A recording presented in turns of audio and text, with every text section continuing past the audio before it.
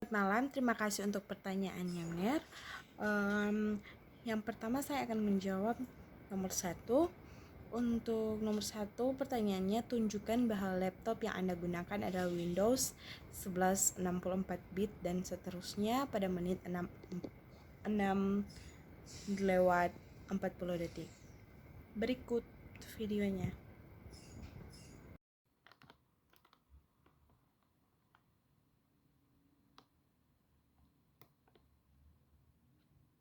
Baik, selanjutnya saya akan menjawab untuk nomor 2. Data yang diperoleh dari mana dan apa perbedaan yang dituliskan pada rumus V vektor dengan V rata-rata. Untuk data diambil berdasarkan hasil grafik yang ditunjukkan di MATLAB, dan untuk data yang diperoleh berdasarkan hasil itu yang ditunjukkan di grafik, untuk nilai kecepatan awal dan percepatan itu sudah diatur pada pemodelan coding. Dan untuk waktu sendiri kenapa 5 sekon? Karena berdasarkan grafik yang ditunjukkan berakhir pada waktu 5 sekon. Dan sedang untuk nilai jarak bisa dilihat di foto setelah ini.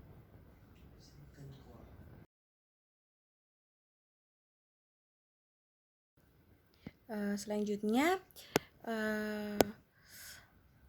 perbedaan rumus V vektor dengan V rata-rata. Nah, dalam hal ini rumus V vektor dan V rata-rata memiliki perbedaan dalam konsep penggunaan dan hasil yang diperoleh. Nah, dalam konsep untuk V vektor merupakan besaran vektor yang memiliki nilai dan arah. V vektor digunakan untuk menggambarkan kecepatan atau kelajuan suatu benda yang bergerak pada lintasan tertentu. Untuk V rata-rata merupakan besaran skalar yang mewakili kecepatan atau kelajuan rata-rata suatu benda selama periode waktu tertentu. Dan untuk perbedaan dalam penggunaan, V vektor digunakan untuk menghitung perpindahan, jarak tempuh, waktu tempuh, percepatan, dan gaya yang bekerja pada benda. Untuk V rata-rata digunakan untuk menghitung jarak tempuh rata-rata suatu benda selama periode waktu tertentu. Dan untuk perbedaan dari hasil yang diperoleh V vektor, hasil yang diperoleh adalah besaran vektor yang memiliki nilai dan arah. Nilai V vektor menunjukkan seberapa cepat benda bergerak, sedangkan arah V vektor menunjukkan arah pergerakan benda. Dan untuk V rata-rata, hasil yang diperoleh adalah besaran skalar yang hanya memiliki nilai. Nilai V rata-rata menunjukkan seberapa cepat atau seberapa lambat benda bergerak rata-rata selama periode waktu tertentu. Dan untuk perbedaannya, rumus V vektor dan V rata-rata memiliki perbedaan dalam hal konsep, penggunaan, dan hasil yang diperoleh. Untuk V vektor digunakan untuk menggambarkan kecepatan dan atau kelajuan suatu benda yang bergerak pada lintasan tertentu, sedangkan V rata-rata digunakan untuk menghitung kecepatan atau kelajuan rata-rata suatu benda selama periode waktu tertentu. Terima kasih, Ner. Dan untuk pertanyaan nomor 3, apa kontribusi positif dalam peningkatan pemahaman siswa berdasarkan yang Anda lakukan? Baik, saya akan menjawab.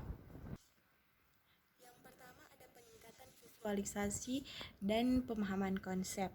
Animasi dan grafik yang dihasilkan MATLAB membantu siswa untuk mengidentifikasi pada pola dan hubungan antara besaran-besaran dalam GLBB seperti kecepatan, percepatan, waktu, dan jarak.